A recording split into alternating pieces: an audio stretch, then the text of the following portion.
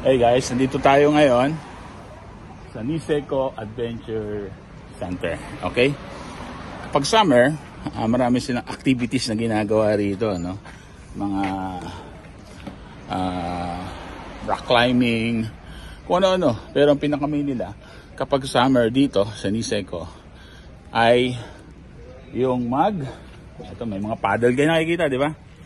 Ang kaibigan. So, sabihin yan, mag wild river rafting po kayo. Ito po. Yan. Sakay po kayo nito. Of course, kailangan nyo ng mga gear like this, you know.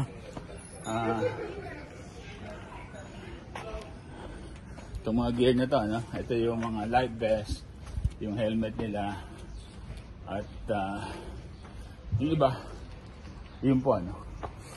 So, dito po tayo ngayon at yung mga mahilig sa mga extreme adventure, then dito po yan, ha?